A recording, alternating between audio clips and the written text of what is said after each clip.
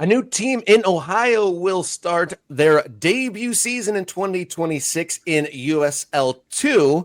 And this team has made its way onto the show a couple times. A, because I couldn't pronounce the word. And then B, because they have a very unique logo. And to describe and talk about Lorain County Leviathan, we've got Club Chairman Andrew McDonnell.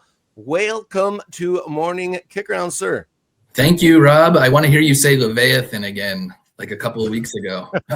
Leviathan. I had literally never, I don't know how, I had never seen this word or I didn't recognize it. I was saying Leviathan, all sorts of stuff, but I do know now, I feel more educated. It's Leviathan. We love Rob's mispronunciations on this show because they're they all come from an honest place. That happens to the best of us.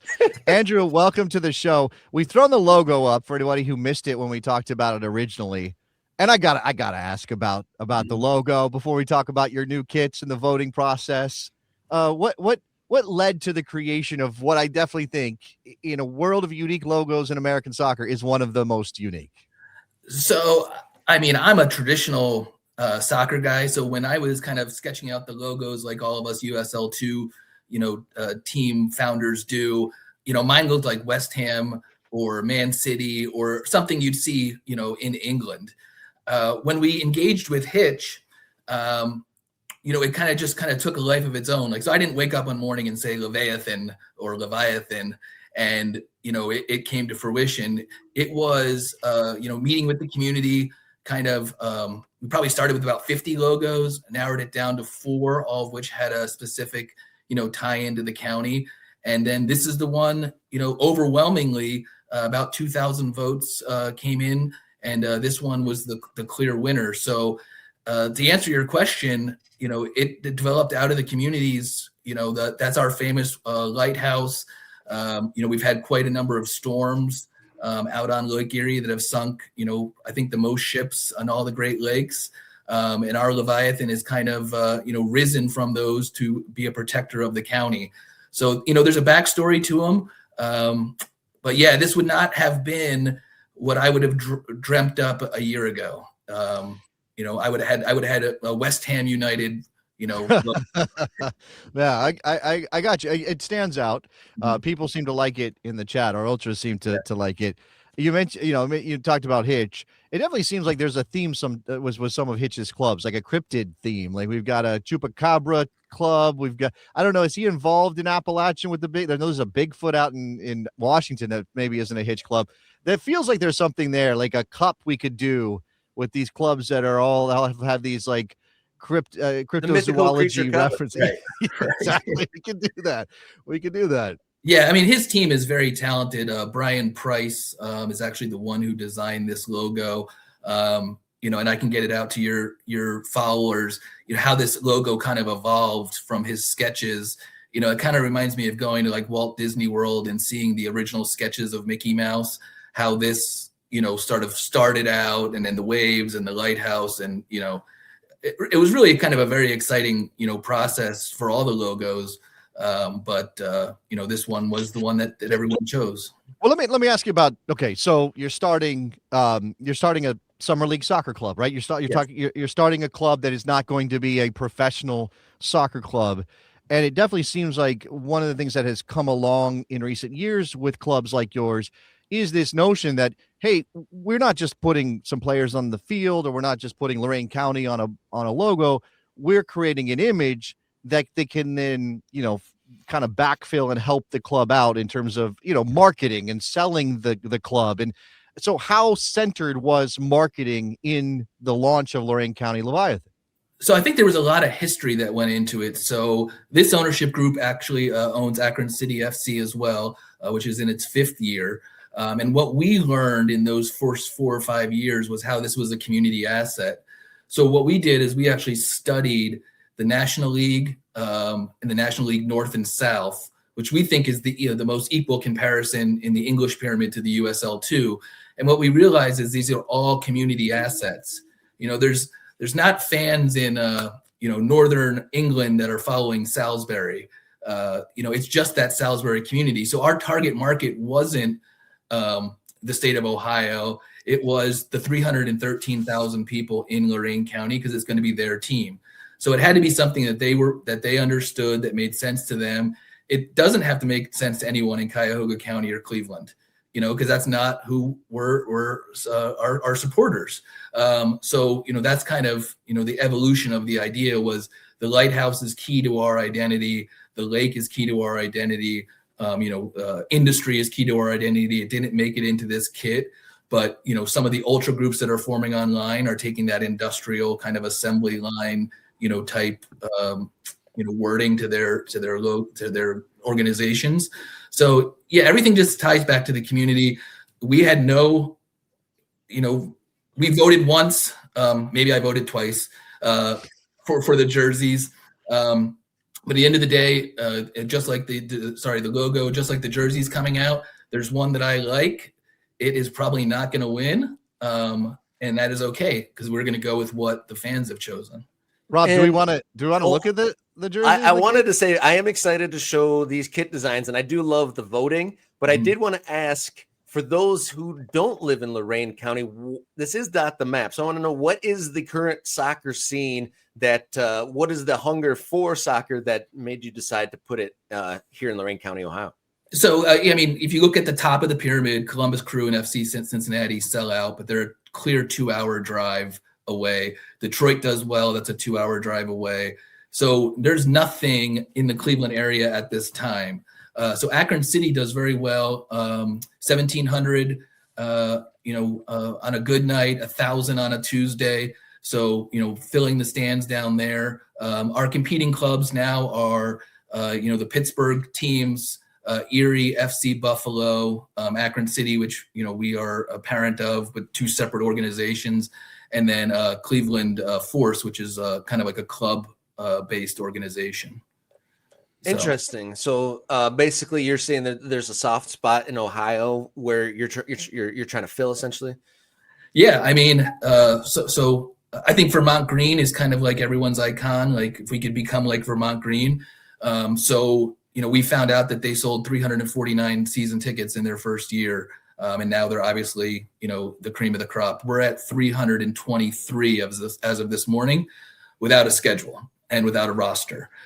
So that's kind of like the gold standard we're going for. Obviously, if we could, duplicate what's going on in Annapolis, that would be even more amazing. But really, what we're finding is that the community is behind it.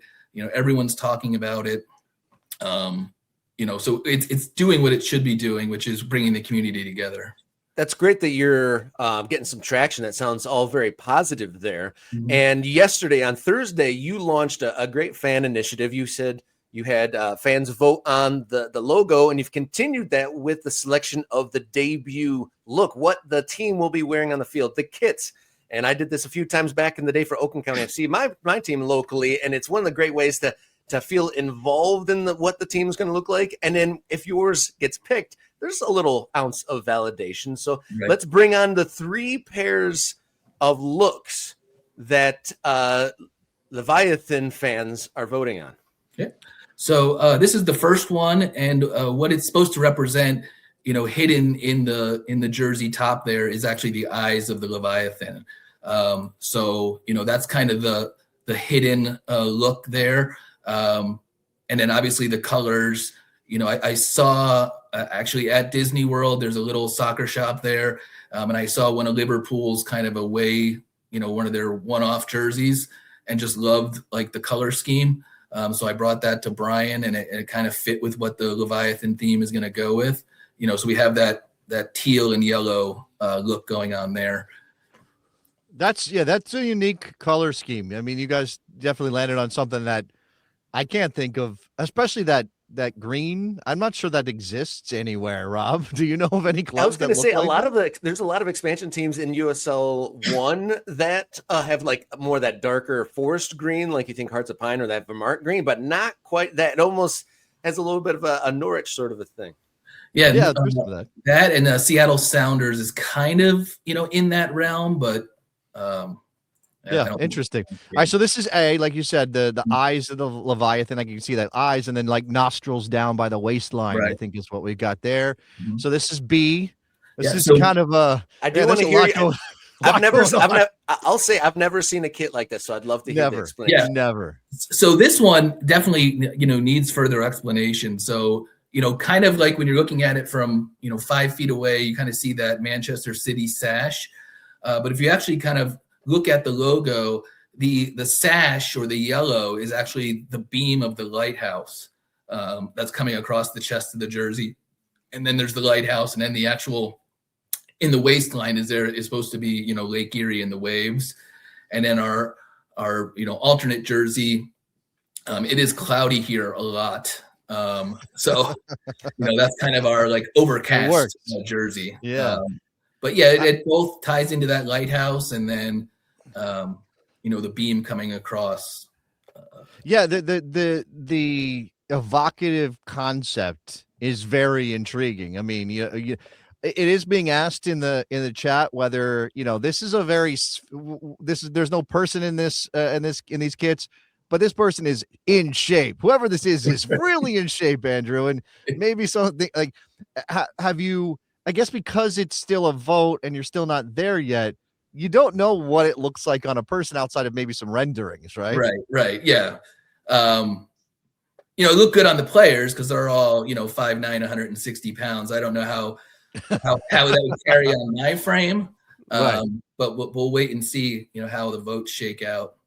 Okay. I do like that it's a different take and an interpretation of a sash on a jersey, and then attaching it to that lighthouse if someone was closer up to it. And I'm curious, when I first saw it, the water at the bottom kind of reminded me of like a cummerbund. Was that intentional? Or? We put these in the hands of Brian and his team, and then we pass it off to the fans. So, now I haven't seen the cummerbund yet. Now it looks like a cummerbund. Well, again, it's the impact of like the water, that you're trying to create that imaging of the water. So that's A and B. Let's move on. There's one more. This is C. Yeah. So C is one of my favorites. Once again, had you given me complete control of this, I would have done a black and gold LAFC, version 2. So this kind of is, the most traditional of the three. The hidden Mickeys in this is kind of the scales of the Leviathan are on the jersey, and then the lighthouse is over there on the shorts. So we're, maintaining that color scheme that we wanted to go with, but more of a subtle look. This obviously will be, easier on the sponsorship logo, than 1 or 2 or A or B will be. But, yeah. This one is, it's just a nice clean one, and I love the black, and then the scales. This is the most traditional of the three by a big margin, and it looks like maybe it's got some support. We threw up a poll in the chat on YouTube, so if you want to vote on A, B, or C for Leviathan in terms of their kit, not binding. This is not what's going to decide what they go with, Andrew. That you guys have your own voting and all that. So here's the image with all three of them together. Look, I like taking risks. I like being unique. I do think that it helps a club like yours. Mm-hmm. But if you're inclined to think, well, maybe we have to be a little bit more traditional, then C might win out. I guess, or C would be the choice. Yeah. I guess, what are your thoughts on that? Because there tends to be it happens in naming, and you guys obviously didn't make this mistake in my mind. You went with something that is unique and evocative in Leviathan, but lots of clubs go, oh, well, we don't want to offend anybody, or we have the traditionalists over here and the sort of maybe more American sports inclined fans over here, and we kind of want to just take the path of least resistance. What are your thoughts on that? So I'm a path of least resistance guy. So I would have had Lorain County Football Club, black and gold jersey, safe, sharp looking. But the community, once again, we're trying to go for that, that National League North, National League South, community first organization. And we're trying to not just say it, we're trying to actually do it. And the only way that you can do it is to just, hand them the wheel. So, I would choose C. We'll see if A or B, kind of outdoes that. But at the end of the day, it's the community's choice. And what we know what the name is, and what we're kind of starting to see with the jersey is that it's not really a close, it's overwhelming the ones that they're, kind of, falling in love with. You don't want to bias the further vote by telling us who's in the lead right now. That's all internal. Okay. Yeah. I was going to say that the chairman saying which is his favorite biases the vote, doesn't it? That's on some level. Yeah. On some level that is interesting. Yeah. Obviously, like, this is a great way, as you said, this is a great way to connect with people and give them some, as Rob was saying, some stake in how the team looks as you get started. You mentioned selling season tickets without players, without a roster, without a schedule. When do things start to click off in other ways for the club in terms of getting the product, or getting your team on the field to represent Lorain County? Yeah, so we have a coach. We do have the beginnings of a roster as far as probably 6 or 7 core players that we know are going to be very competitive in this league. The USL2 league scheduling meetings are next week. So once that gets all approved by the league, we should be able to have a schedule and an opener, by the first week of May. We do have, press releases. We've been getting great press coverage from all the papers, from Cleveland on out. So we do have, a bunch of players ready to go, so all those things are kind of taking, shape.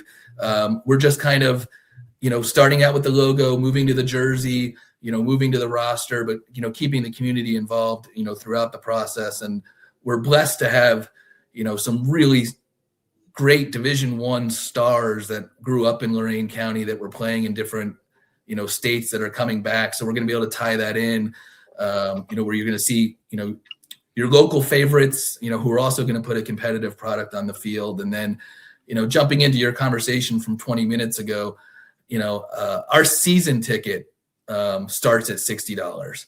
Not a game starts at $60. And that's, by and large, we are playing in a professional stadium. We are playing in Lake Erie Crushers, home field, which is Forefront Field. So that's, that's not cheap, but our sponsors have been great and allow us to keep the ticket prices affordable. So, I went onto the World Cup website, looked at it for 2 seconds, saw the lowest price package or whatever, and I was like, yeah, I'll watch it on TV. Yeah, I mean, we're we're not going to tell anybody not to go to the World Cup. It's a World Cup. It happens, especially in your own country, once in a generation, if you're lucky.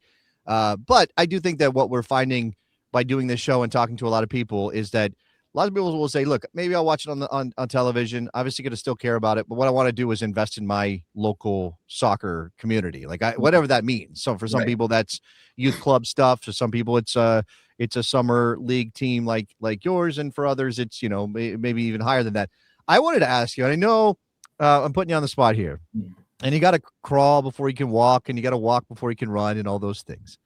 But is there a best case scenario, like a dream scenario for what the Leviathan can be? I mean, if you looked at another club and said, we want to be like them one day, do you have an idea? So first out of the gate, our first goal is to mimic Vermont Green, Annapolis, Ballard FC. So we have a packed house, competitive team, and the community is behind us. Then, I mean, we all kind of look forward. So yes, Sarasota Paradise, Fort Wayne, teams that came out of USL2 proved that they could, make the economics work. That obviously that'd be a great question to be forced upon us, is should we talk to the league about, league, the next level up, League One. But we, like you said earlier, we got to crawl before we walk. We got to see if this is sustainable, because we are the new kid on the block. It's a fun thing. It's going to hit right during the World Cup. So our 2026 numbers, may be deceiving. So we'd have to check it out in 2027. And then if it's looking like it's a sustainable path, then, obviously, we've tried to follow that Fort Wayne and Sarasota Paradise model. That's great. That's interesting that it seems like you got a methodical approach. If you hit this milestone, then you'll kick the stone next to the next level and keep going from there. And in the chat, we've got a couple questions I want to ask you before we let you go. Yeah. But our latest member, Mike, thank you for becoming a morning Kickaround. Mike says he's a local. He's from Amherst. He's a quarry man. Mike, the quarry man. And so there is a local fan there. And another question we've gotten into the, I got a pair for you here. Who will be the kit manufacturer if that's selected? And then how long is remaining on the vote? Okay, so the vote, easy, just kicked off yesterday. So we'll probably run that through the end of the month. As long as the votes are coming in, yesterday we were averaging one every 30 seconds. We're down to about one every 3 minutes now. So it's still, quite moving quite fast. And the kit manufacturer is actually Arrivo, which is, becoming more and more of a national brand. But its owner is Tony Dore, who actually was the first professional soccer player out of Lorain County. So One of the missions that I tried to do, and not everything is doable, is to use vendors that are in the county. And once again, blessed to have Tony, who's doing this on a national level, makes a great product, but then also has that Lorain County tie-in.